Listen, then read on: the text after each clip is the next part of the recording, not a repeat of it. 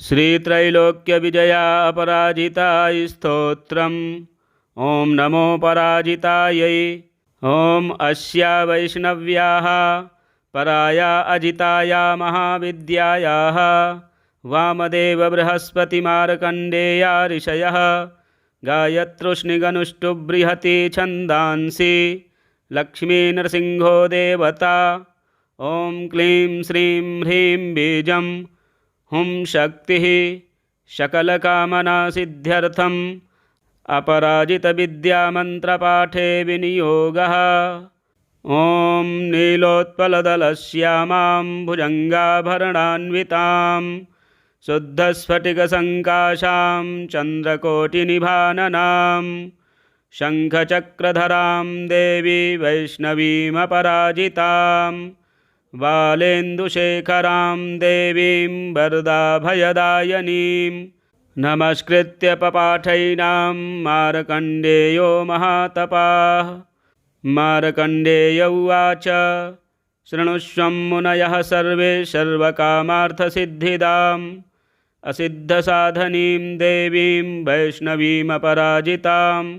ॐ नमो नारायणाय नमो भगवते वासुदेवाय नमोऽस्त्वनन्ताय सहस्रशीर्षायणे क्षीरोदार्णवशायिने शेषभोगपर्यङ्काय गरुडवाहनाय अमोघाय अजाय अजिताय पीतवाससे।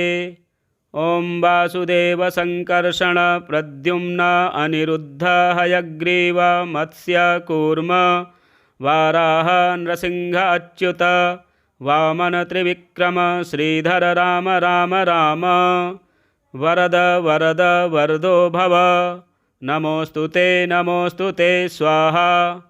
ॐ असुरदैत्ययक्षराक्षस भूतप्रेतपिशाचकूष्माण्ड सिद्धयोगनी डाकनी शाकनी स्कन्दग्रहान् उपग्रहान् नक्षत्रग्रहाश्चान्याहन हन पच पच मथ मथ विध्वंसय विध्वंसय विद्रावय विद्रावय चूर्णय चूर्णय शङ्खेन चक्रेण वज्रेण शूलेन गदया मुसलेन हलेन भस्मीकुरु कुरु स्वाहा। ॐ सहस्रबाहो सहस्रप्रहरणायुध जय जय विजय विजय अजित अमित अपराजित अप्रतिहत सहस्रनेत्र ज्वल ज्वल प्रज्वल प्रज्वल विश्वरूप बहुरूप मधुसूदन महावराह महापुरुष वैकुंठ नारायण पद्मनाभ गोविंद दामोदर हृषिकेश केशव सुरासुरोत्सादन सर्वभूतवशङ्कर सर्वदुःस्वप्नप्रभेदन सर्वयन्त्रप्रभञ्जन सर्वनागविमर्दन सर्वदेवमहेश्वर सर्वबन्धविमोक्षण सर्वाहितप्रमर्दन सर्वज्वरप्रणाशन सर्वग्रहनिवारण सर्वपापप्रशमन जनार्दन नमोऽस्तु ते स्वाहा। विष्णोरियमनुप्रोक्तं सर्वकामफलप्रदा सर्वसौभाग्यजननी सर्वभीतिविनाशिनी सर्वैश्च पठितां सिद्धैर्विष्णोः परमवल्लभा नानया सदृशं किञ्चिद्दुष्टानां नाशनं परं विद्यारहस्या कथिता वैष्णव्ये सा पराजिता पठनीया प्रशस्ता वा साक्षात् सत्त्वगुणाश्रया। ॐ शुक्लाम्बरधरं विष्णुं शशिवर्णं चतुर्भुजं प्रसन्नवदनं ध्यायेत् सर्वविघ्नोपशान्तये।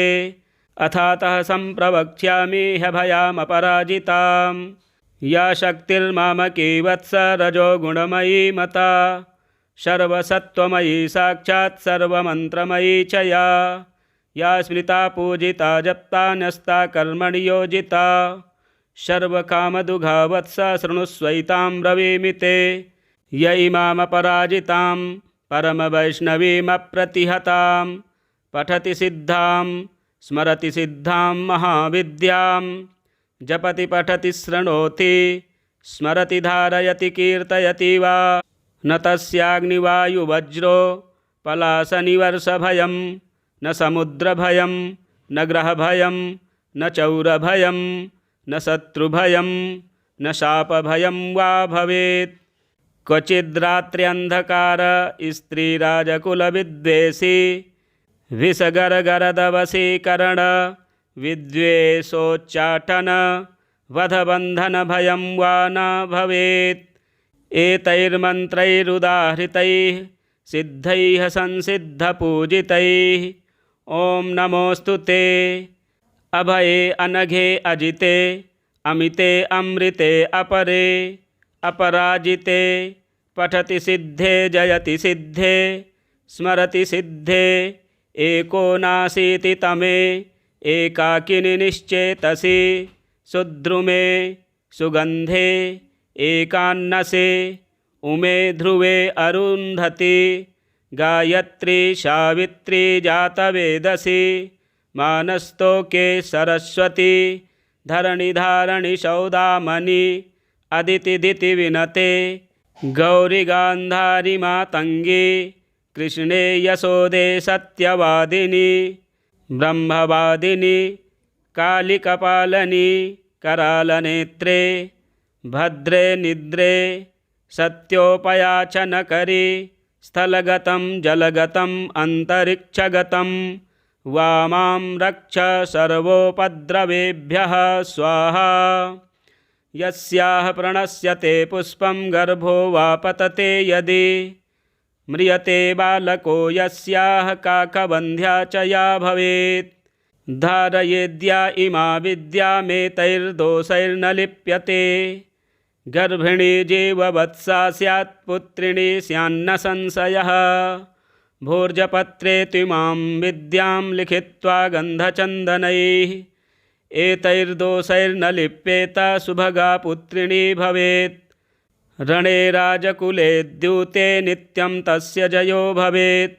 शस्त्रं वारयते हेषा समरे काण्डदारुणे गुल्मशूलाक्षिरोगाणां क्षिप्रं नाशयति चाव्यथां शिरोरोगज्वराणां न नाशनी सर्वदेहिनाम्। इत्येषा कथिता विद्या अभयाख्या पराजिता एतस्याः स्मृतिमात्रेण भयं क्वापि न जायते। नोपसर्गा न रोगाश्च न योधा नापि तस्कराः न राजानो न सर्पाश्च न द्वेष्टारो न शत्रवः।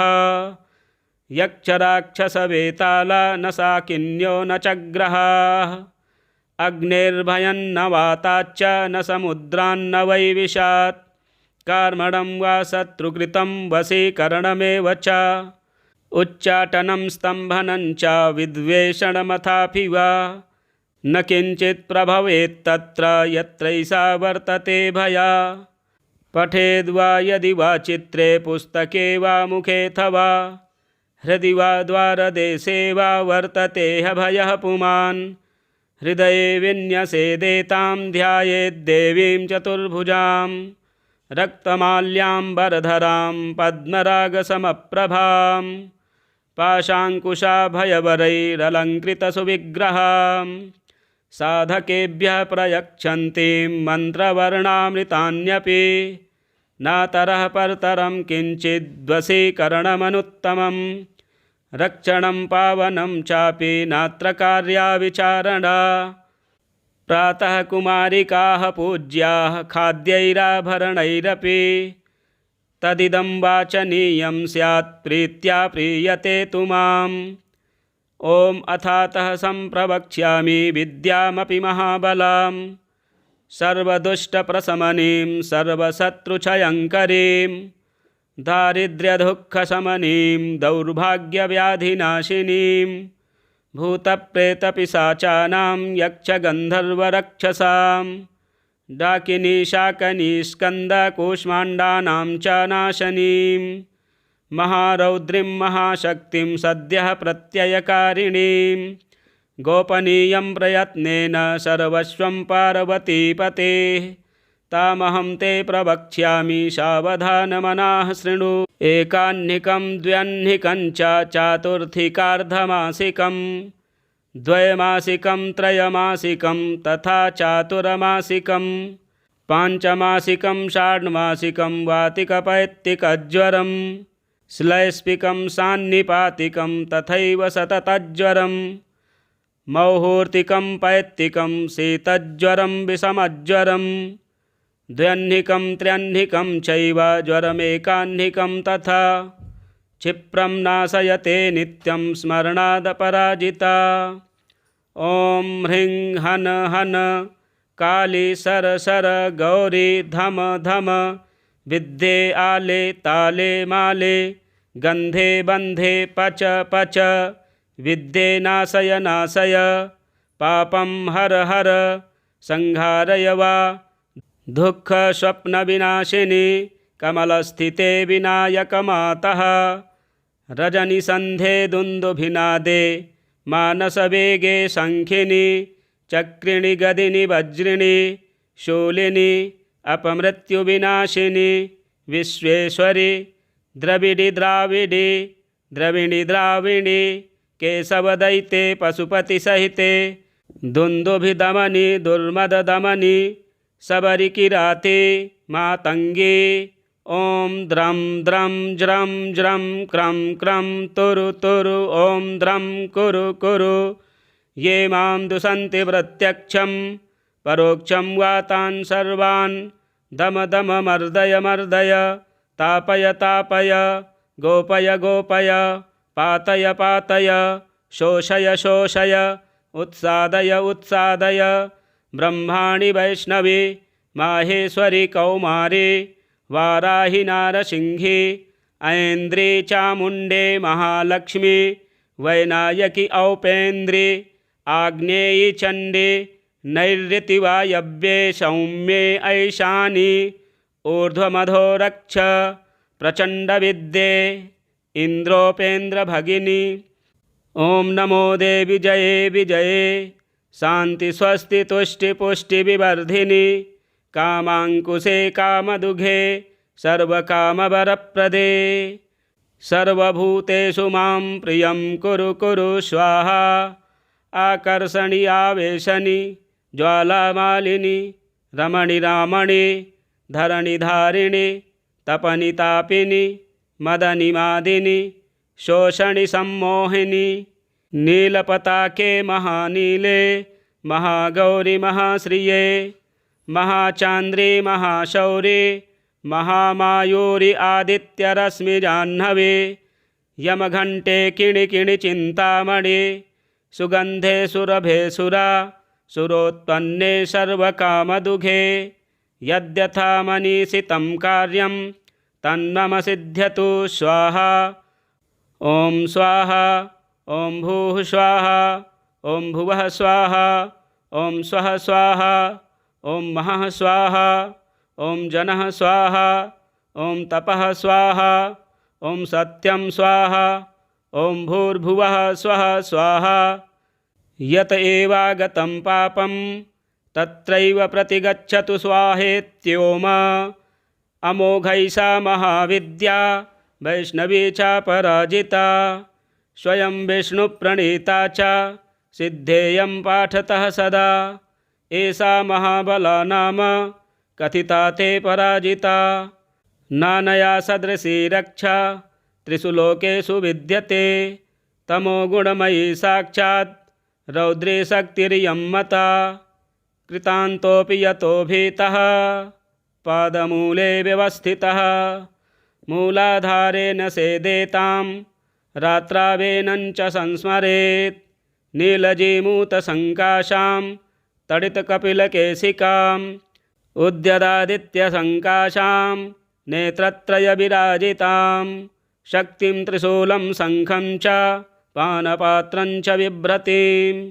व्याघ्रचर्मपरिधानां किङ्किणीजालमण्डितां धावन्तीं गगनस्यान्तः पादुकाहितपादकां दष्ट्राकरालवदनां व्यालकुण्डलभूषितां व्यात्तवक्त्रां ललजिह्वां भ्रकुटीकुटिलालकां स्वभक्तद्वेषिणां रक्तं पिबन्तीं पानपात्रतः सप्तधातून् शोषयन्तीं क्रूरदृष्ट्या विलोकनात् त्रिशूलेन च तज्जिह्वां कीलयन्तीं मुहुर्मुहुः पाशेन बद्धा तं साध मानवन्तीं तदन्तिके अर्धरात्रस्य समये देवीं ध्यायेन्महाबलां यस्य यस्य वदेन्नाम जपेन मन्त्रं निशान्तके तस्य तस्य तथावस्थां कुरुते शापि योगिनी।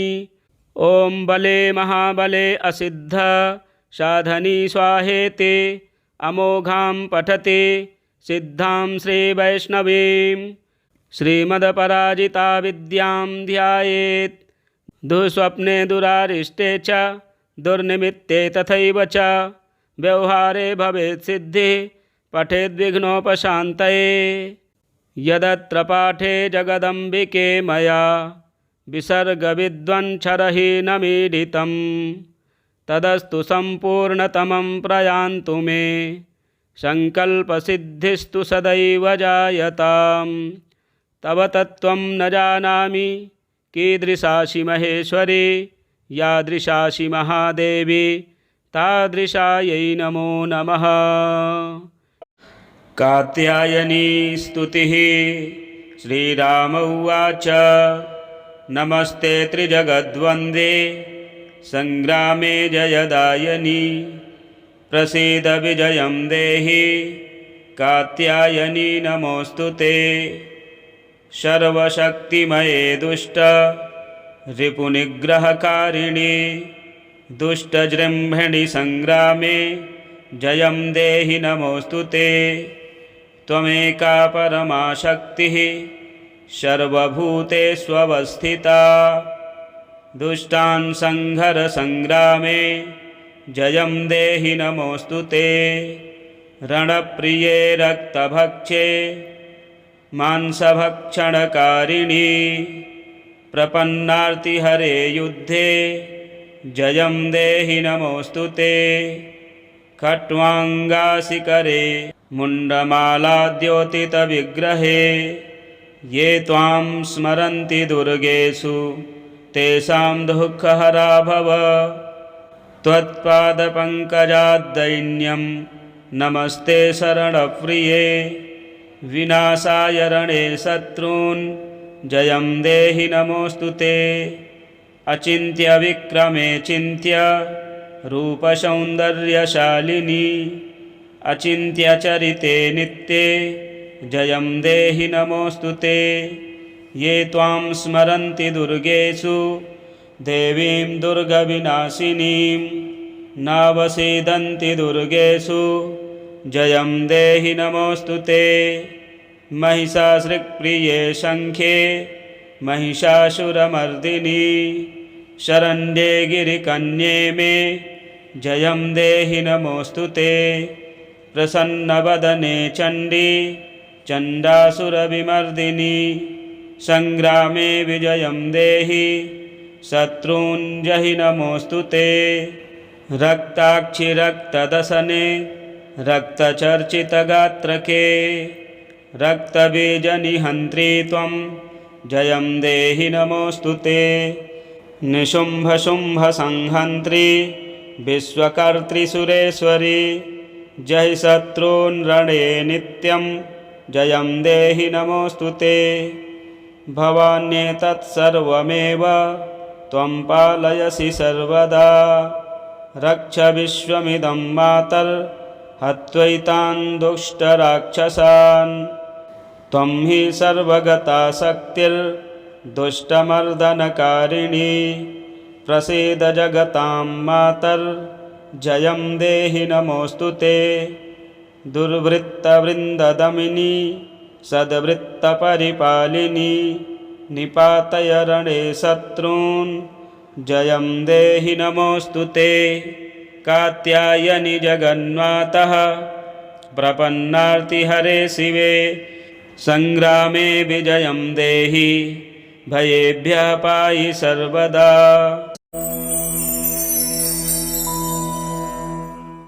त्रैलोक्यमङ्गलविष्णुकवचं श्रीगणेशाय नमः। नारद उवाच भगवन् सर्वधर्मज्ञ कवचं यत्प्रकाशितं त्रैलोक्यमङ्गलं नाम कृपया कथय प्रभो।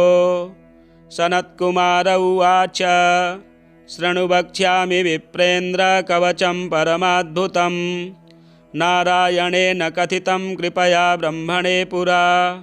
ब्रह्मणा कथितं मह्यं परं स्नेहाद् वदामि ते अतिगुह्यतरं तत्त्वं ब्रह्ममन्त्रौघविग्रहं यद्धृत्वा पठनात् ब्रह्मा सृष्टिं वितनुते ध्रुवं यद्धृत्वा पठनात् पाति महालक्ष्मीर्जगत्त्रयं पठनाद्धारणाच्छम्भु संहर्ता सर्वमन्त्रवित् त्रैलोक्यजननी दुर्गा महिषादिमहासुरान् भरदृप्तान् जघानैव पठनाद्धारणाद्यतः एवमिन्द्रादयः सर्वे सर्वैश्वर्यमवाप्नुयुः इदं कवचमत्यन्तगुप्तं कुत्रापि नो वदेत् शिष्याय भक्तियुक्ताय साधकाय प्रकाशयेत् शठाय परशिष्याय दत्त्वा मृत्युमवाप्नुयात् त्रैलोक्यमङ्गलस्यास्य कवचस्य प्रजापतिः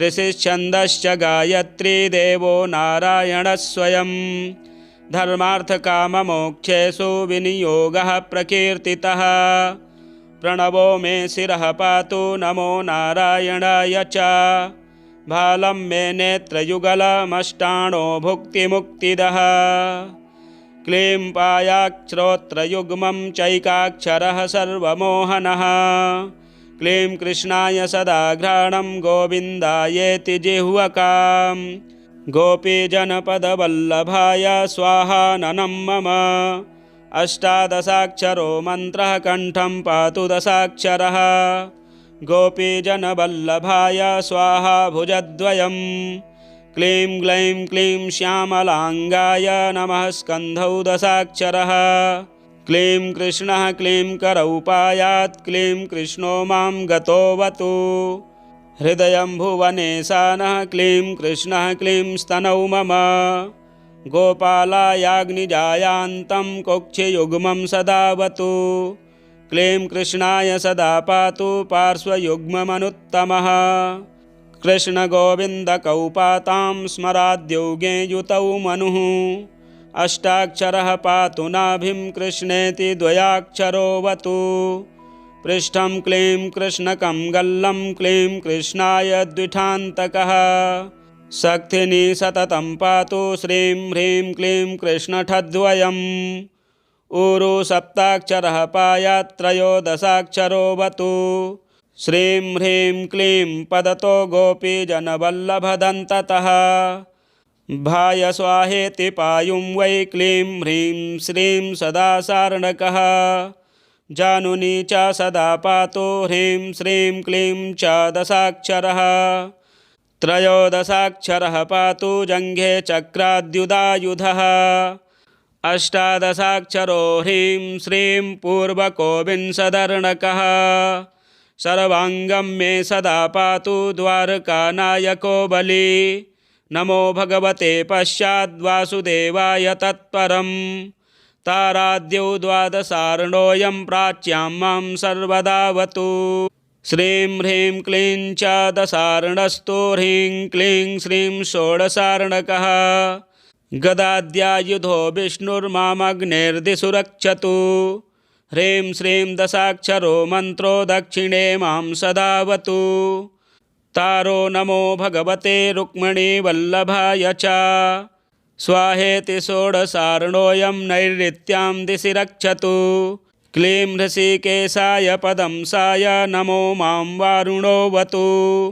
अष्टादशार्णः कामान्तो वायव्ये मां सदावतु श्रीं मायाकामकृष्णाय गोविन्दाय द्विठो मनुः द्वादशर्णात्मको विष्णुरुत्तरे मां सदावतु वाग्भयं कामकृष्णाय ह्रीं गोविन्दाय तत्परं श्रीगोपीजनवल्लभान्ताय स्वाहा हस्तौ ततः द्वाविंशत्यक्षरो मन्त्रो मामैशान्ये सदावतु कालीयस्य फणा मध्ये दिव्यं नृत्यं करोति तं नमामि देवकी पुत्रं नृत्यराजानमच्युतं द्वात्रिंशदक्षरो मन्त्रोऽप्यधो मां सर्वदावतु कामदेवाय विद्महे पुष्पबाणाय धीमहि तन्नो नङ्गः प्रचोदयादेषा मां पातु चोर्ध्वतः इति ते कथितं विप्रा ब्रह्ममन्त्रौघविग्रहं त्रैलोक्यमङ्गलं नाम कवचं ब्रह्मरूपकं ब्रह्मणा कथितं पूर्वं नारायणमुखाच्छ्रुतं तव स्नेहान्मयाख्यातं प्रवक्तव्यं न कस्यचित् गुरुं प्रणम्य विधिवत् कवचं प्रपठेत्ततः सकृद्विस्तृर्यथा ज्ञानं स हि सर्वतपोमयः मन्त्रेषु सगलेष्वेव देशिको नात्र संशयः शतमष्टोत्तरं चास्य पुरश्चर्याविधिः स्मृतः हवनादीन् दशांशेन कृत्वा तत्साधयेत् ध्रुवं यदि स्यात् सिद्धकवचो विष्णुरेव भवेत् स्वयं मन्त्रसिद्धिर्भवेत् तस्य पुरश्चर्याविधानतः स्पर्धामुद्धूय सततं लक्ष्मीर्वाणी वसेत्ततः पुष्पाञ्जल्यष्टकं दत्त्वा मूलेनैव पठेत् सकृत् दशवर्षसहस्राणि पूजायाः फलमापुनुयात् भूर्जे विलिख्या गुलिकां स्वर्णस्थां धारयेद्यदि कण्ठे वा दक्षिणे बाहौ सोऽपि विष्णुर्न संशयः अश्वमेधसहस्राणि वाजपेयशतानि च महादानानि यान्येव प्रादाक्षिण्यं भुवस्तथा कलां नार्हन्ति तान्येव सकृदुच्चारणात्ततः कवचस्य प्रसादेन जीवन्मुक्तो भवेन्नरः त्रैलोक्यं चोभयत्येव त्रैलोक्यविजयी भवेत् इदं कवचमज्ञात्वा यज्ञेद्यः पुरुषोत्तमं शतलक्षं प्रजप्तोऽपि न मन्त्रस्तस्य सिद्ध्यति। श्रीत्रैलोक्यविजया अपराजिताय स्तोत्रम्। ॐ नमो पराजितायै। ॐ अस्या वैष्णव्याः पराया अजिताया महाविद्यायाः वामदेव बृहस्पतिमार्कण्डेया ऋषयः गायत्रुष्णिगनुष्टुबृहति छन्दांसि लक्ष्मी नृसिंहो देवता। ॐ क्लीं श्रीं ह्रीं बीजं हुं शक्तिः सकलकामनासिद्ध्यर्थम् अपराजितविद्यामन्त्रपाठे विनियोगः। ॐ नीलोत्पलदलश्यामां भुजङ्गाभरणान्वितां शुद्धस्फटिकसङ्काशां चन्द्रकोटिनिभाननां शङ्खचक्रधरां देवी वैष्णवीमपराजितां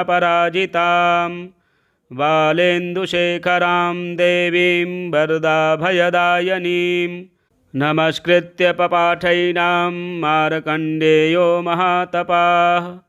मार्कण्डेय उवाच शृणुष्वं मुनयः सर्वे सर्वकामार्थसिद्धिदाम् असिद्धसाधनीं देवीं वैष्णवीमपराजिताम्। ॐ नमो नारायणाय नमो भगवते वासुदेवाय नमोऽस्त्वनन्ताय सहस्रशीर्षायणे क्षीरोदार्णवशायिने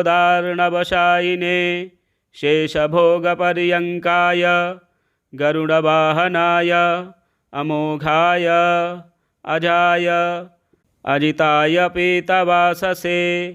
ॐ वासुदेव संकर्षण प्रद्युम्न अनिरुद्ध हयग्रीव मत्स्य कूर्म वाराह नृसिंह अच्युत वामन त्रिविक्रम श्रीधर राम राम राम वरद वरद वरदो भव।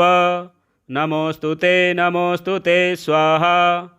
ॐ असुरदैत्ययक्षराक्षस भूतप्रेतपिशाचकूष्माण्ड सिद्धयोगनी डाकनी शाकनी स्कन्दग्रहान् उपग्रहान् नक्षत्रग्रहाश्चान्याः हन पच पच मथ मथ विध्वंसय विध्वंसय विद्रावय विद्रावय चूर्णय चूर्णय शङ्खेन चक्रेण वज्रेण शूलेन गदया मुसलेन हलेन भस्मीकुरु कुरु स्वाहा।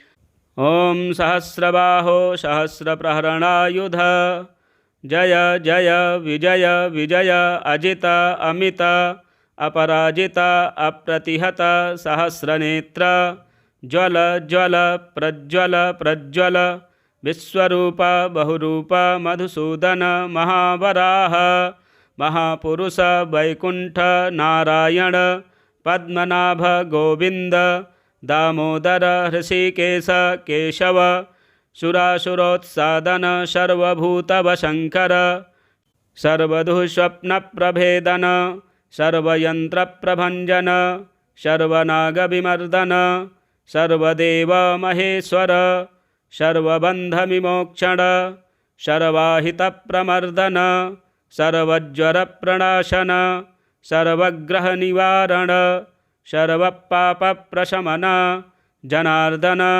नमोऽस्तु ते स्वाहा। विष्णोरियमनुप्रोक्तं सर्वकामफलप्रदा सर्वसौभाग्यजननी सर्वभीतिविनाशिनी सर्वैश्च पठितां सिद्धैर्विष्णोः परमवल्लभा नानया सदृशं किञ्चिद्दुष्टानां नाशनं परं विद्यारहस्या कथिता वैष्णव्ये सा पराजिता पठनीया प्रशस्ता वा साक्षात् सत्त्वगुणाश्रया। ॐ शुक्लाम्बरधरं विष्णुं शशिवर्णं चतुर्भुजं प्रसन्नवदनं ध्यायेत् सर्वविघ्नोपशान्तये। अथातः सम्प्रवक्ष्यामि ह्यभयामपराजितां या शक्तिर्मामकी वत्स रजोगुणमयी मता सर्वसत्त्वमयी साक्षात् सर्वमन्त्रमयी च या स्मृता पूजिता जप्ता न्यस्ता कर्मणि योजिता सर्वकामदुघा वत्स शृणुष्वैतां ब्रवीमि ते य इमामपराजितां परमवैष्णवीमप्रतिहतां पठति सिद्धां स्मरति सिद्धां महाविद्यां जपति पठति शृणोति स्मरति धारयति कीर्तयति वा न तस्याग्निवायुवज्रो पलाशनिवर्षभयं न समुद्रभयं न ग्रहभयं न चौरभयं न शत्रुभयं न शापभयं वा भवेत्। क्वचिद्रात्र्यन्धकार स्त्रीराजकुलविद्वेषी विषगरगरदवशीकरण विद्वेषोच्चाटन वधबन्धनभयं वा न भवेत्। एतैर्मन्त्रैरुदाहृतैः सिद्धैः संसिद्धपूजितैः ॐ नमोऽस्तु ते अभये अनघे अजिते अमिते अमृते अपरे अपराजिते पठति सिद्धे जयति सिद्धे स्मरति सिद्धे एको नाशीति तमे एकाकिनि निश्चेतसि सुद्रुमे सुगन्धे एकान्नसे उमे ध्रुवे अरुन्धति गायत्री सावित्री जातवेदसी मानस्तोके सरस्वती धरणिधारणि सौदामणि अदिति विनते गौरी गान्धारी मातंगी कृष्णे यशोदे सत्यवादिनी ब्रह्मवादिनी कालिकपालनी करालनेत्रे भद्रे निद्रे सत्योपयाचनकरी स्थलगतं जलगतं अन्तरिक्षगतं वामां रक्ष सर्वोपद्रवेभ्यः स्वाहा। यस्याः प्रणश्यते पुष्पं गर्भो वा पतते यदि म्रियते बालको यस्याः काकबन्ध्या च या भवेत् धारयेद्या इमा विद्यामेतैर्दोषैर्न लिप्यते गर्भिणी जीववत्सा स्यात् पुत्रिणी स्यान्न संशयः भोर्जपत्रे त्विमां विद्यां लिखित्वा गन्धचन्दनैः एतैर्दोषैर्न लिप्येत सुभगा पुत्रिणी भवेत् रणे राजकुले द्यूते नित्यं तस्य जयो भवेत् शस्त्रं वारयते हेसा समरे काण्डदारुणे गुल्मशूलाक्षिरोगाणां क्षिप्रं नाशयति चाव्यथां शिरोरोगज्वराणां नाशनी सर्वदेहिनाम् इत्येषा कथिता विद्या अभयाख्या पराजिता एतस्याः स्मृतिमात्रेण भयं क्वापि न जायते नोपसर्गा न रोगाश्च न योधा नापि तस्कराः न राजानो न सर्पाश्च न द्वेष्टारो न शत्रवः यक्षराक्षसवेताला न साकिन्यो न चग्रहाः अग्निर्भयं न वाताच्च न समुद्रान्न वैविशात् कार्मणं वा शत्रुकृतं वशीकरणमेव च उच्चाटनं स्तम्भनं च विद्वेषणमथापि वा न किञ्चित् प्रभवेत्तत्र यत्रैषा वर्तते भया पठेद्वा यदि वा चित्रे पुस्तके वा मुखेऽथवा हृदि वा द्वारदेशे वा वर्तते ह्यभयः पुमान् हृदये विन्यसेदेतां ध्यायेद्देवीं चतुर्भुजां रक्तमाल्याम्बरधरां पद्मरागसमप्रभां पाशाङ्कुशाभयवरैरलङ्कृतसुविग्रहां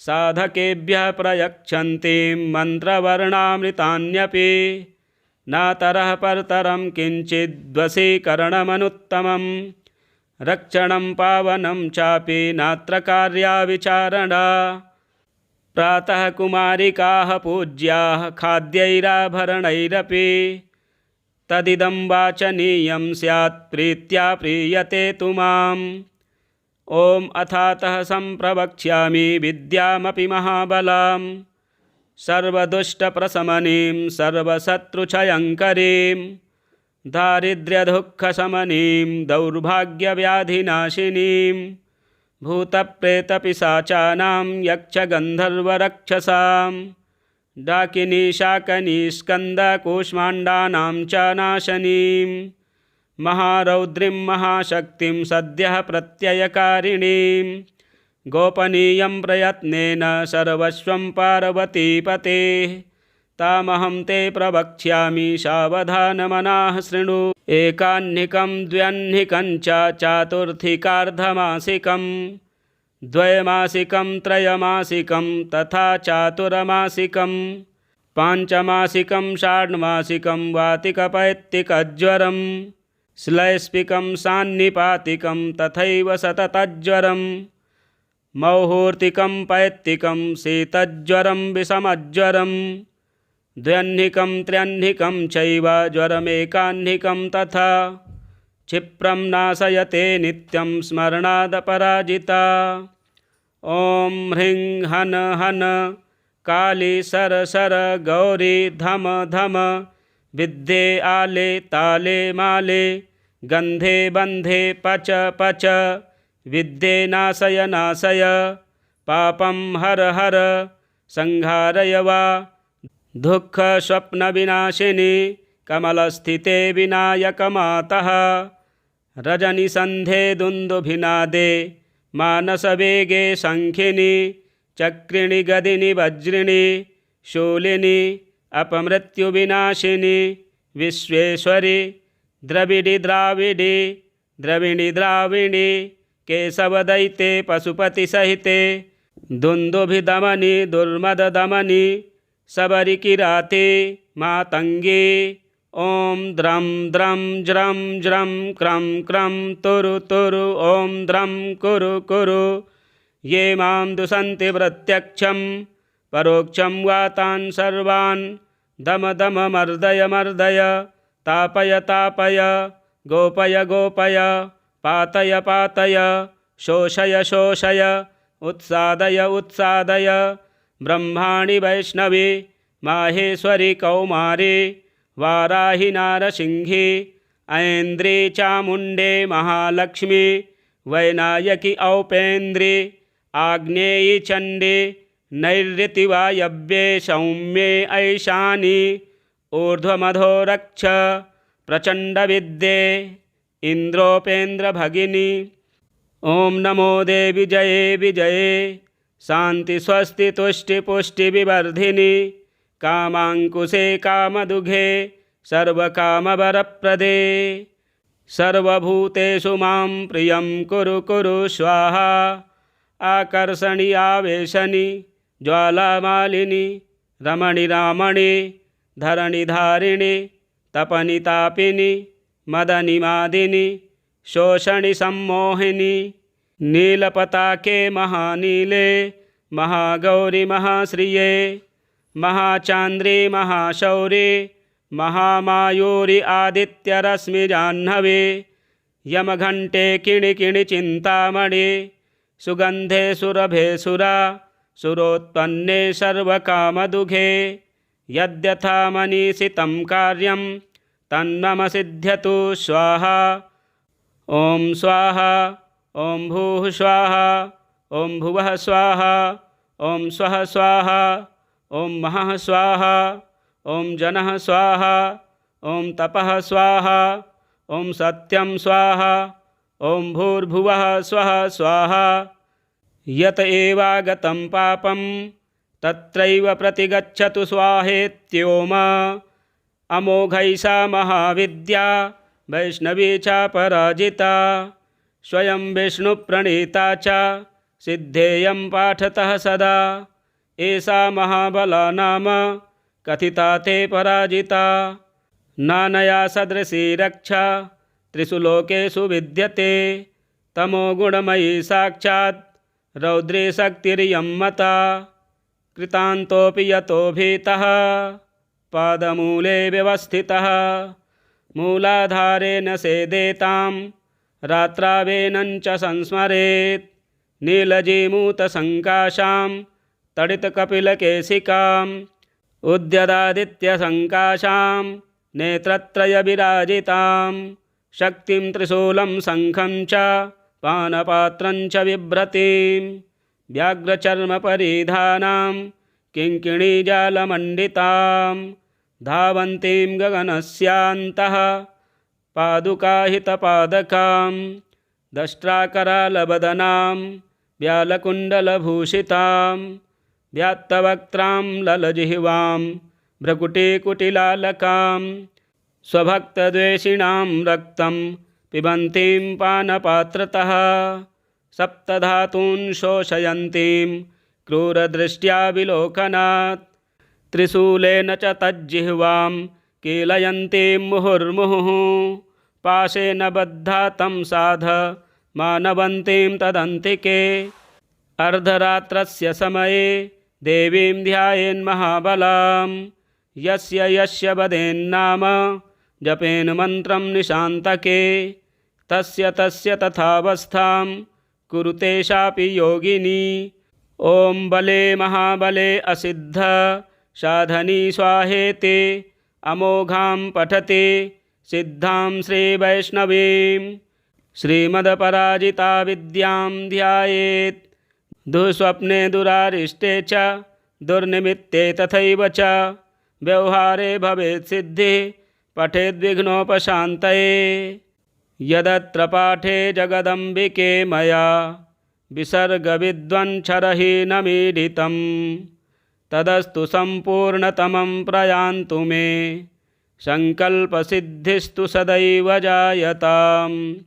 तव तत्त्वं न जानामि कीदृशासि महेश्वरी यादृशासि महादेवी तादृशायै नमो नमः। कात्यायनी स्तुतिः। श्रीराम उवाच नमस्ते त्रिजगद्वन्द्वे संग्रामे जयदायनी प्रसीद विजयं देहि कात्यायनी नमोऽस्तु ते। सर्वशक्तिमये दुष्ट रिपुनिग्रहकारिणि दुष्टजृम्भिणि संग्रामे जयं देहि नमोऽस्तु ते। त्वमेका परमा शक्तिः सर्वभूतेष्वस्थिता दुष्टान् संहर संग्रामे जयं देहि नमोऽस्तु ते। रणप्रिये रक्तभक्षे मांसभक्षणकारिणि प्रपन्नार्तिहरे युद्धे जयं देहि नमोऽस्तु ते। खट्वाङ्गाशिकरे मुण्डमालाद्योतितविग्रहे ये त्वां स्मरन्ति दुर्गेषु तेषां दुःखहरा भव। त्वत्पादपङ्कजाद्दैन्यं नमस्ते शरणप्रिये विनाशाय रणे शत्रून् जयं देहि नमोऽस्तु ते। अचिन्त्य विक्रमे चिन्त्य रूपसौन्दर्यशालिनी अचिन्त्य चरिते नित्ये जयं देहि नमोऽस्तु ते। ये त्वां स्मरन्ति दुर्गेषु देवीं दुर्गविनाशिनीं नावसीदन्ति दुर्गेषु जयं देहि नमोऽस्तु ते। महिषासृक्प्रिये शङ्खे महिषासुरमर्दिनी शरण्ये गिरिकन्ये मे जयं देहि नमोऽस्तु ते। प्रसन्नवदने चण्डी चण्डासुरविमर्दिनी संग्रामे विजयं देहि शत्रून् जहि नमोऽस्तु ते। रक्ताक्षि रक्तदसने रक्तचर्चितगात्रके रक्तबीजनिहन्त्री त्वं जयं देहि नमोऽस्तु ते। निशुम्भशुम्भसंहन्त्री विश्वकर्त्री सुरेश्वरी जहि शत्रून् रणे नित्यं जयं देहि नमोऽस्तु ते। भवान्येतत्सर्वमेव त्वं पालयसि सर्वदा रक्ष विश्वमिदं मातर्हत्वैतान् दुष्टराक्षसान्। त्वं हि सर्वगता शक्तिर्दुष्टमर्दनकारिणी प्रसीद जगतां मातर्जयं देहि नमोऽस्तु ते। दुर्वृत्तवृन्ददमिनी सद्वृत्तपरिपालिनी निपातय रणे शत्रून् जयं देहि नमोऽस्तु ते। कात्यायनि जगन्मातः प्रपन्नार्तिहरे शिवे संग्रामे विजयं देहि भयेभ्यः पाहि सर्वदा।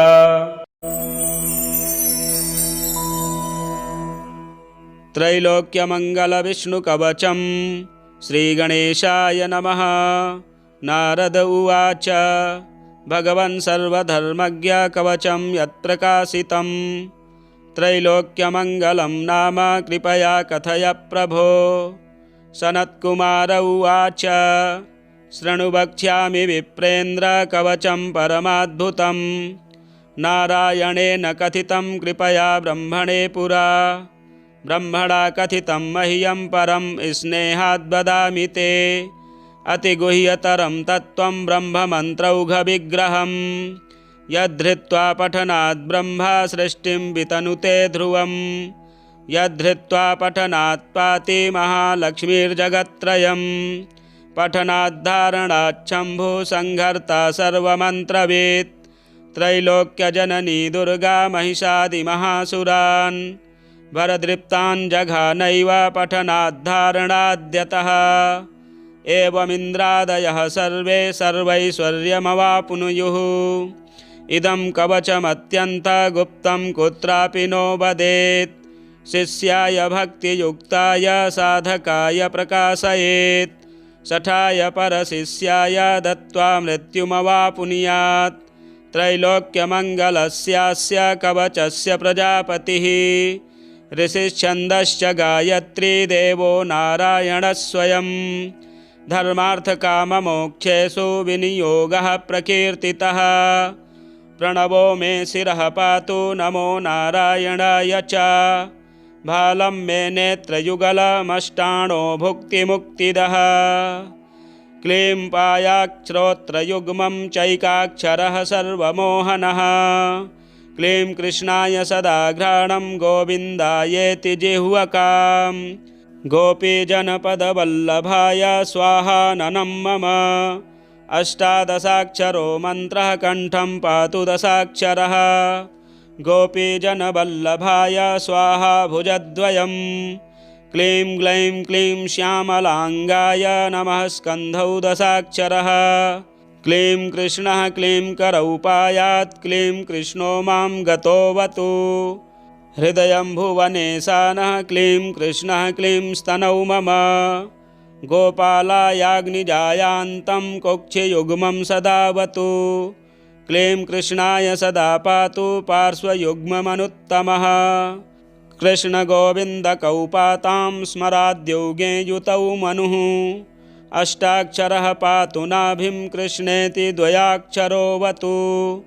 पृष्ठं क्लीं कृष्णकं गल्लं क्लीं कृष्णाय द्विषान्तकः शक्तिनी सततं पातु श्रीं ह्रीं क्लीं कृष्णठद्वयम् ऊरु सप्ताक्षरः पायात् त्रयोदशाक्षरोऽवतु श्रीं ह्रीं क्लीं पदतो गोपीजनवल्लभदन्ततः भाय स्वाहेति पायुं वै क्लीं ह्रीं श्रीं सदा सार्णकः जानुनी च सदा पातु ह्रीं श्रीं क्लीं च दशाक्षरः त्रयोदशाक्षरः पातु जङ्घे चक्राद्युदायुधः अष्टादशाक्षरो ह्रीं श्रीं पूर्वको विंशदर्णकः सर्वाङ्गं मे सदा पातु द्वारकानायको बली नमो भगवते पश्चाद्वासुदेवाय तत्परं ताराद्यौ द्वादशार्णोऽयं प्राच्यां मां सर्वदावतु श्रीं ह्रीं क्लीं च दशार्णस्तु ह्रीं क्लीं श्रीं षोडशार्णकः गदाद्यायुधो विष्णुर्मामग्नेर्दिशु रक्षतु ह्रीं श्रीं दशाक्षरो मन्त्रो दक्षिणे मां सदावतु तारो नमो भगवते रुक्मिणीवल्लभाय च स्वाहेति षोडशार्णोऽयं नैऋत्यां दिशि रक्षतु क्लीं ऋषिकेशाय पदं साय नमो मां वारुणोऽवतु अष्टादशार्णः कामान्तो वायव्ये मां सदावतु श्रीं माया कामकृष्णाय गोविन्दाय द्विषो मनुः द्वादशर्णात्मको विष्णुरुत्तरे मां सदावतु वाग्भयं कामकृष्णाय ह्रीं गोविन्दाय तत्परम् श्रीगोपीजनवल्लभान्ताय स्वाहा हस्तौ ततः द्वाविंशत्यक्षरो मन्त्रो मामैशान्ये सदावतु कालीयस्य फणामध्ये दिव्यं नृत्यं करोति तं नमामि देवकी पुत्रं नृत्यराजानमच्युतं द्वात्रिंशदक्षरो मन्त्रोऽप्यधो मां सर्वदावतु कामदेवाय विद्महे पुष्पबाणाय धीमहि तन्नो नङ्गः प्रचोदयादेशा मां पातु चोर्ध्वतः इति ते कथितं विप्रा ब्रह्ममन्त्रौघविग्रहं त्रैलोक्यमङ्गलं नाम कवचं ब्रह्मरूपकं ब्रह्मणा कथितं पूर्वं नारायणमुखाच्छ्रुतं तव स्नेहान्मयाख्यातं प्रवक्तव्यं न कस्यचित् गुरुं प्रणम्य विधिवत् कवचं प्रपठेत्ततः सकृद्विस्तृर्यथा ज्ञानं स हि सर्वतपोमयः मन्त्रेषु सगलेष्वेव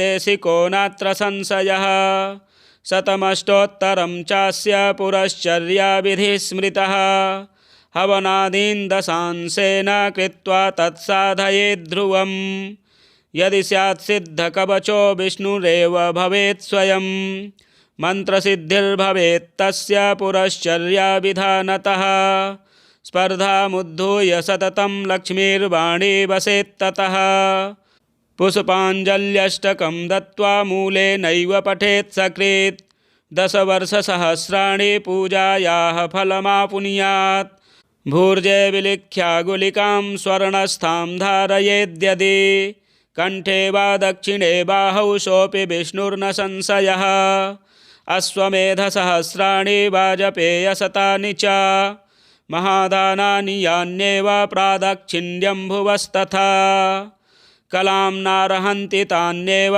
सकृदुच्चारणात्ततः कवचस्य प्रसादेन जीवन्मुक्तो भवेन्नरः त्रैलोक्यं क्षोभयत्येव त्रैलोक्यविजयी भवेत् इदं कवचमज्ञात्वा यज्ञेद्यः पुरुषोत्तमं शतलक्षं प्रजप्तोऽपि न मन्त्रस्तस्य सिद्ध्यति। श्रीत्रैलोक्यविजया अपराजिताय स्तोत्रम् ॐ नमो पराजितायै ॐ अस्या वैष्णव्याः पराया अजिताया महाविद्यायाः वामदेव बृहस्पतिमार्कण्डेया ऋषयः गायत्रुष्णिगनुष्टुबृहति छन्दांसि लक्ष्मीनृसिंहो देवता ॐ क्लीं श्रीं ह्रीं बीजं हुं शक्तिः सकलकामनासिद्ध्यर्थं अपराजितविद्यामन्त्रपाठे विनियोगः। ॐ नीलोत्पलदलश्यामां भुजङ्गाभरणान्वितां शुद्धस्फटिकसङ्काशां चन्द्रकोटिनिभाननां शङ्खचक्रधरां देवी वैष्णवीमपराजितां बालेन्दुशेखरां देवीं वरदाभयदायिनीं नमस्कृत्य पपाठैनां मार्कण्डेयो महातपाः।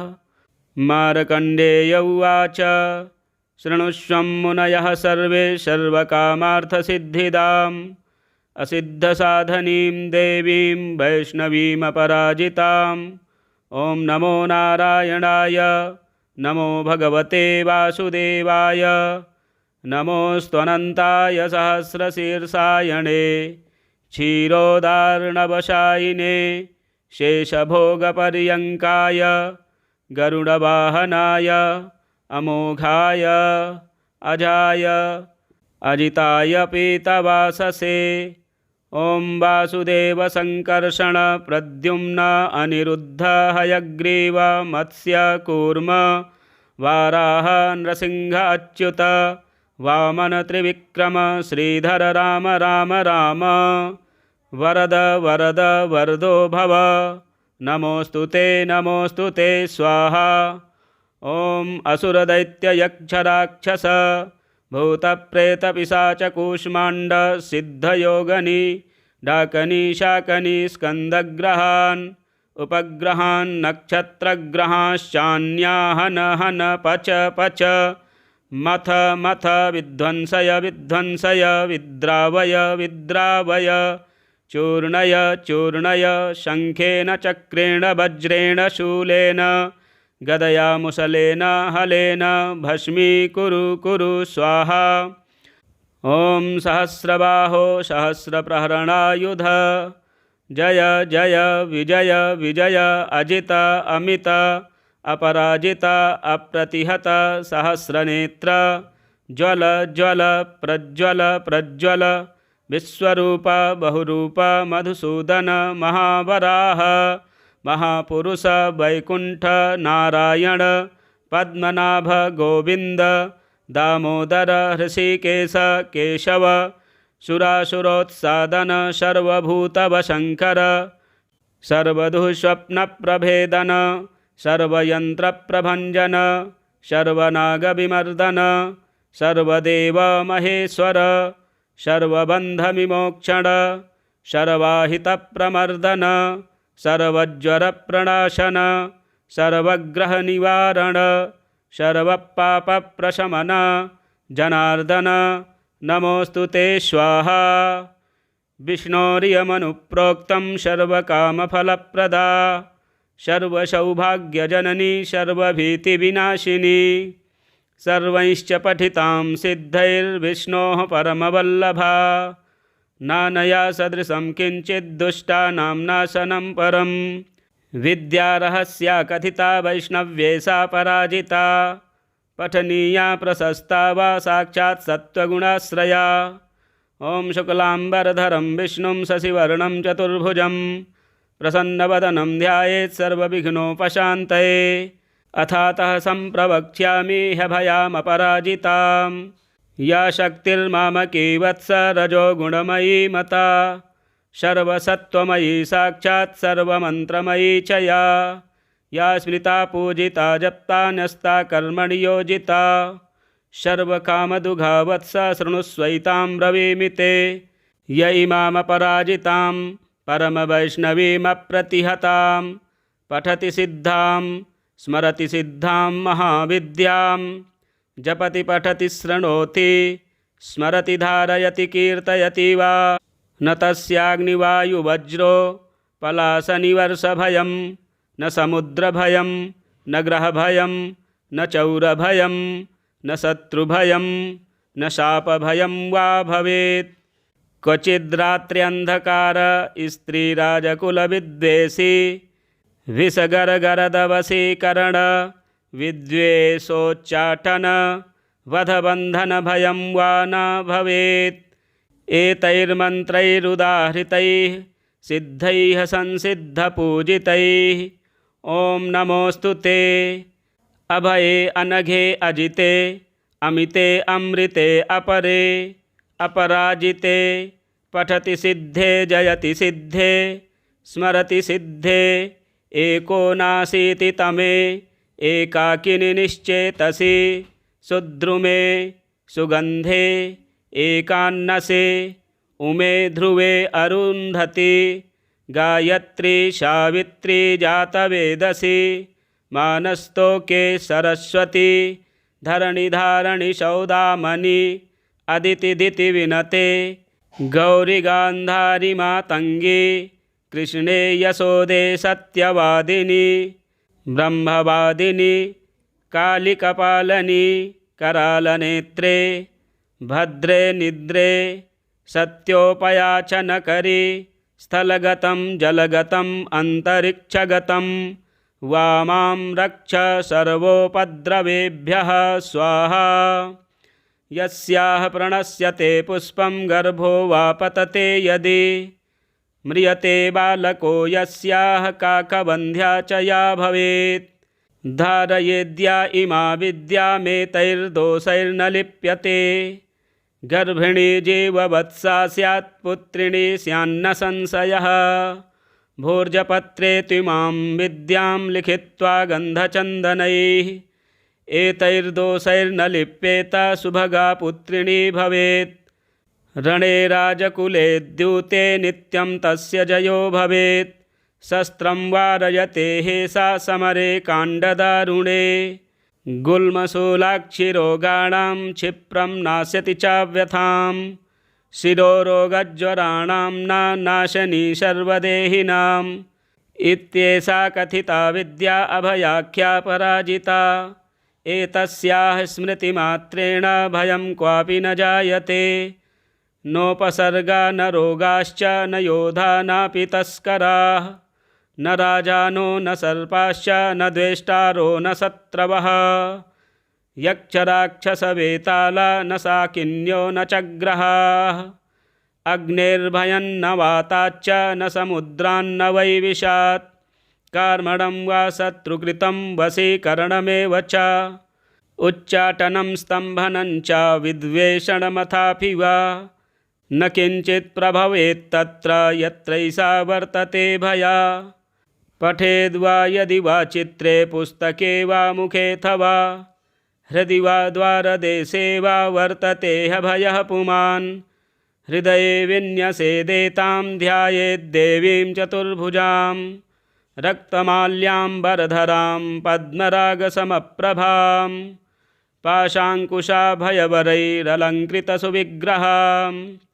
साधकेभ्यः प्रयच्छन्तीं मन्त्रवर्णामृतान्यपि नातरः परतरं किञ्चिद्वशीकरणमनुत्तमं रक्षणं पावनं चापि नात्र कार्या विचारणा प्रातः कुमारिकाः पूज्याः खाद्यैराभरणैरपि तदिदं वाचनीयं स्यात् प्रीत्या प्रीयते तु माम् ॐ अथातः सम्प्रवक्ष्यामि विद्यामपि महाबलां सर्वदुष्टप्रशमनीं सर्वशत्रुक्षयङ्करीं दारिद्र्यदुःखशमनीं दौर्भाग्यव्याधिनाशिनीं भूतप्रेतपिशाचानां यक्षगन्धर्वरक्षसां डाकिनी शाकनी स्कन्दकूष्माण्डानां च नाशनीं महारौद्रीं महाशक्तिं सद्यः प्रत्ययकारिणीं गोपनीयं प्रयत्नेन सर्वस्वं पार्वतीपतेः तामहं ते प्रवक्ष्यामि सावधानमनाः शृणु एकाह्निकं द्व्यह्निकं च चातुर्थिकार्धमासिकं द्वैमासिकं त्रयमासिकं तथा चातुर्मासिकं पाञ्चमासिकं षाण्मासिकं वातिकपैत्तिकज्वरं श्लैष्पिकं सान्निपातिकं तथैव सततज्वरं मौहूर्तिकं पैत्तिकं शीतज्वरं विषमज्वरं द्व्यह्निकं त्र्यह्निकं चैव ज्वरमेकाह्निकं तथा क्षिप्रं नाशयते नित्यं स्मरणादपराजिता ॐ ह्रीं हन हन काली सर सर गौरी धम धम विद्ये आले ताले माले गंधे बंधे पच पच विद्ये नाशय नाशय पापं हर हर संहारय वा दुःख स्वप्न विनाशिनी कमलस्थिते विनायक मातः रजनिसन्धे दुन्दुभिनादे मानसवेगे शङ्खिनी चक्रिणि गदिनि वज्रिणि शूलिनि अपमृत्युविनाशिनि विश्वेश्वरि द्रविडि द्राविडि द्रविणि द्राविणि केशवदयिते पशुपतिसहिते दुन्दुभिदमनि दुर्मददमनि सबरिकिराते मातङ्गी ॐ द्रं द्रं ज्रं ज्रं क्रं क्रं तुरु तुरु ॐ द्रं कुरु कुरु ये मां दुषन्ति प्रत्यक्षं परोक्षं वा तान् सर्वान् दम दम मर्दय मर्दय तापय तापय गोपय गोपय पातय पातय शोषय शोषय उत्सादय उत्सादय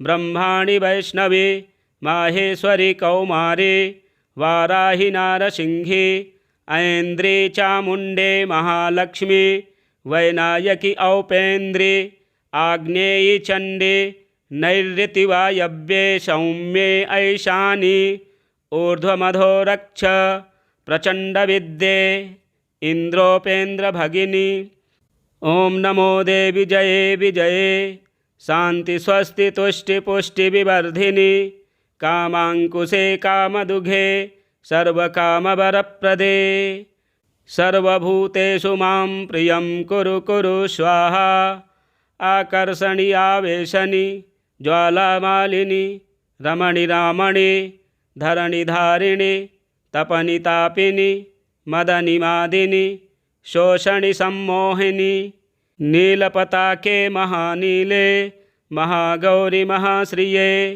महाचान्द्री महाशौरी महामायूरि आदित्यरश्मिजाह्नवी यमघण्टे किणिकिणि चिन्तामणि सुगन्धे सुरभे सुरा सुरोत्पन्ने सर्वकामदुघे यद्यथा मनीषितं कार्यं तन्मम सिद्ध्यतु स्वाहा ॐ स्वाहा ॐ भूः स्वाहा ॐ भुवः स्वाहा ॐ स्वः स्वाहा ॐ महः स्वाहा ॐ जनः स्वाहा ॐ तपः स्वाहा ॐ सत्यं स्वाहा ॐ भूर्भुवः स्वः स्वाहा यत एवागतं पापं तत्रैव प्रतिगच्छतु स्वाहेत्योम अमोघैषा महाविद्या वैष्णवी च पराजिता स्वयं विष्णुप्रणीता च सिद्धेयं पाठतः सदा एषा महाबला नाम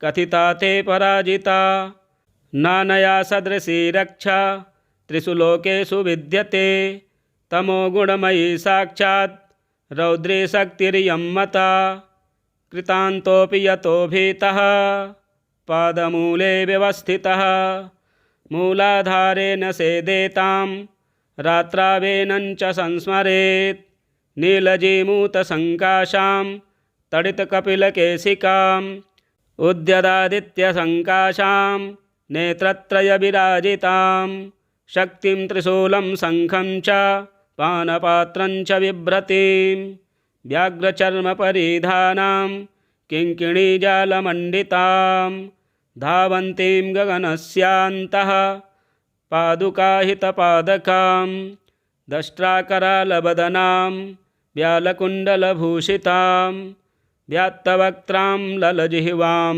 भ्रकुटीकुटिलालकां स्वभक्तद्वेषिणां रक्तं पिबन्तीं पानपात्रतः सप्तधातून् शोषयन्तीं क्रूरदृष्ट्या विलोकनात् त्रिशूलेन च तज्जिह्वां कीलयन्तीं मुहुर्मुहुः पाशेन बद्धा तं साध मानवन्तीं तदन्तिके अर्धरात्रस्य समये देवीं ध्यायेन्महाबलां यस्य यस्य वदेन्नाम जपेन मन्त्रं निशान्तके तस्य तस्य तथावस्थां कुरुते शापि योगिनी ॐ बले महाबले असिद्ध साधनी स्वाहेते अमोघां पठते सिद्धां श्रीवैष्णवीं श्रीमदपराजिता विद्यां ध्यायेत्। दुःस्वप्ने दुरारिष्टे च दुर्निमित्ते तथैव च व्यवहारे भवेत् सिद्धिः पठेद्विघ्नोपशान्तये।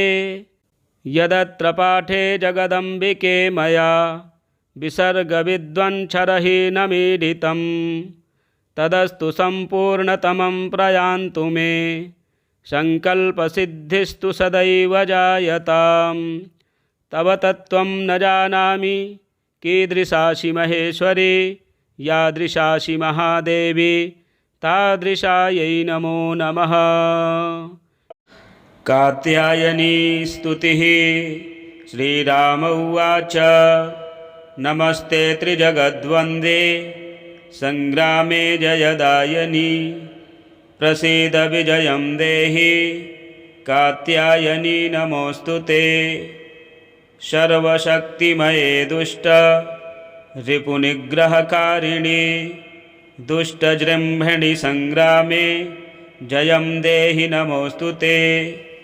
त्वमेका परमा शक्तिः सर्वभूतेष्वस्थिता दुष्टान् संहर संग्रामे जयं देहि नमोऽस्तु ते। रणप्रिये रक्तभक्षे मांसभक्षणकारिणि प्रपन्नार्तिहरे युद्धे जयं देहि नमोऽस्तु ते। खट्वाङ्गासिकरे मुण्डमालाद्योतितविग्रहे ये त्वां स्मरन्ति दुर्गेषु तेषां दुःखहरा भव। त्वत्पादपङ्कजाद्दैन्यं नमस्ते शरणप्रिये विनाशाय रणे शत्रून् जयं देहि नमोऽस्तु ते। अचिन्त्य विक्रमे चिन्त्य रूपसौन्दर्यशालिनी अचिन्त्य चरिते नित्ये जयं देहि नमोऽस्तु ते। ये त्वां स्मरन्ति दुर्गेषु देवीं दुर्गविनाशिनीं नावसीदन्ति दुर्गेषु जयं देहि नमोऽस्तु ते। महिषासृक्प्रिये शङ्खे महिषासुरमर्दिनी शरण्ये गिरिकन्ये मे जयं देहि नमोऽस्तु ते। प्रसन्नवदने चण्डी चण्डासुरविमर्दिनी संग्रामे विजयं देहि शत्रून् जहि नमोऽस्तु ते। रक्ताक्षि रक्तदशने रक्तचर्चितगात्रके रक्तबीजनिहन्त्री त्वं जयं देहि नमोऽस्तु ते। निशुम्भशुम्भसंहन्त्री विश्वकर्त्री जहि शत्रून् रणे नित्यं जयं देहि नमोऽस्तु ते। भवान्येतत्सर्वमेव त्वं पालयसि सर्वदा रक्ष विश्वमिदं मातर्हत्वैतान् दुष्टराक्षसान्। त्वं हि सर्वगता शक्तिर्दुष्टमर्दनकारिणी प्रसीद जगतां मातर्जयं देहि नमोऽस्तु ते। दुर्वृत्तवृन्ददमिनी सद्वृत्तपरिपालिनी निपातय रणे शत्रून् जयं देहि नमोऽस्तु ते। कात्यायनि जगन्मातः प्रपन्नार्तिहरे शिवे संग्रामे विजयं देहि भयेभ्यः पाहि सर्वदा।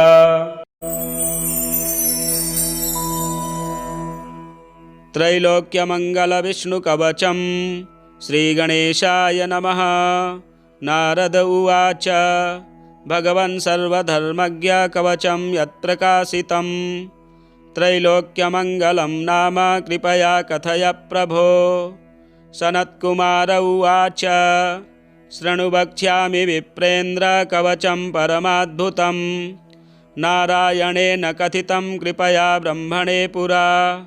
ब्रह्मणा कथितं मह्यं परं स्नेहाद् वदामि ते अतिगुह्यतरं तत्त्वं ब्रह्ममन्त्रौघविग्रहं यद्धृत्वा पठनात् ब्रह्मा सृष्टिं वितनुते ध्रुवम् यद्धृत्वा पठनात् पाति महालक्ष्मीर्जगत्त्रयम् पठनाद्धारणाच्छम्भु संहर्ता सर्वमन्त्रवेत् त्रैलोक्यजननी दुर्गा महिषादिमहासुरान् वरदृप्तान् जघानैव पठनाद्धारणाद्यतः एवमिन्द्रादयः सर्वे सर्वैश्वर्यमवाप्नुयुः इदं कवचमत्यन्तगुप्तं कुत्रापि नो वदेत् शिष्याय भक्तियुक्ताय साधकाय प्रकाशयेत् शठाय परशिष्याय दत्त्वा मृत्युमवाप्नुयात् त्रैलोक्यमङ्गलस्यास्य कवचस्य प्रजापतिः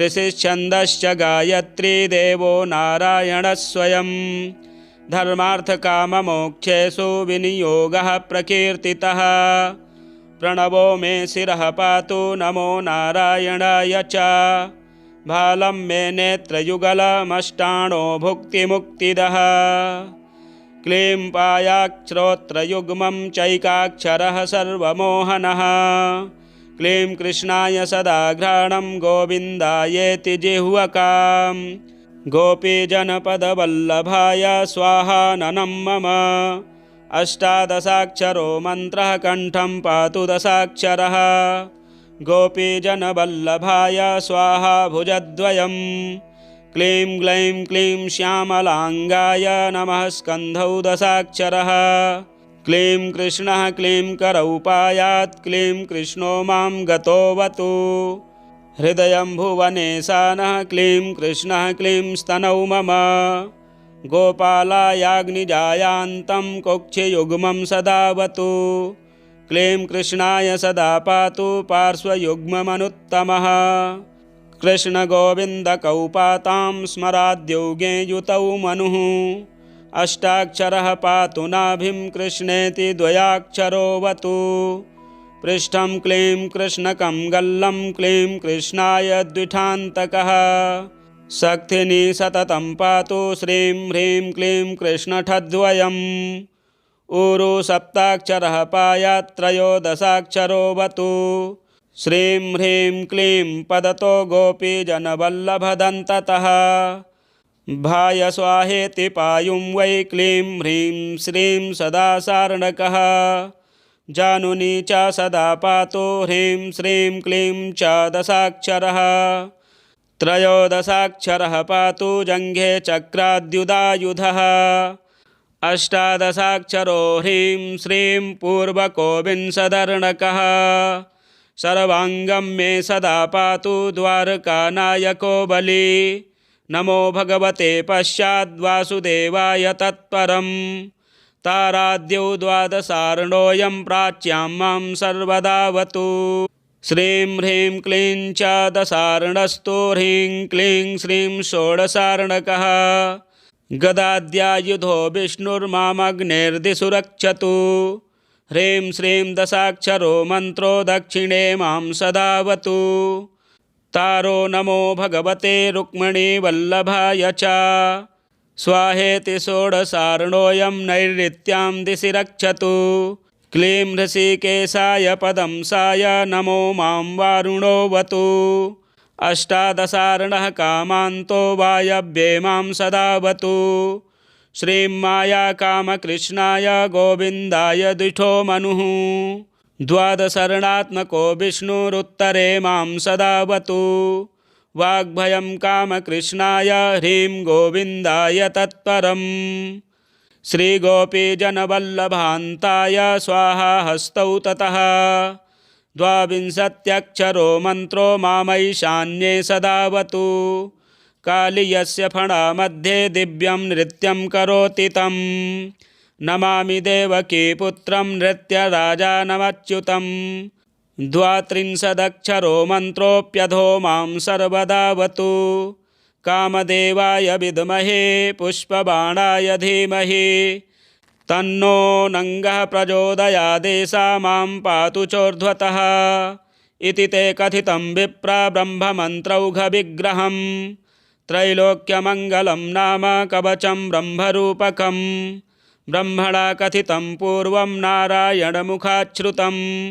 तव स्नेहान्मयाख्यातं प्रवक्तव्यं न कस्यचित् गुरुं प्रणम्य विधिवत् कवचं प्रपठेत्ततः सकृद्विस्तृर्यथा ज्ञानं स हि सर्वतपोमयः मन्त्रेषु सगलेष्वेव देशिको नात्र संशयः शतमष्टोत्तरं चास्य पुरश्चर्याविधिः स्मृतः हवनादीन् दशांशेन कृत्वा तत्साधयेत् ध्रुवम् यदि स्यात् सिद्धकवचो विष्णुरेव भवेत् स्वयं मन्त्रसिद्धिर्भवेत् तस्य पुरश्चर्याविधानतः स्पर्धामुद्धूय सततं लक्ष्मीर्वाणी वसेत्ततः पुष्पाञ्जल्यष्टकं दत्त्वा मूलेनैव पठेत् सकृत् 10 वर्षसहस्राणि पूजायाः फलमापुनुयात् भूर्जे विलिख्या गुलिकां स्वर्णस्थां धारयेद्यदि कण्ठे वा दक्षिणे बाहौ सोऽपि विष्णुर्न संशयः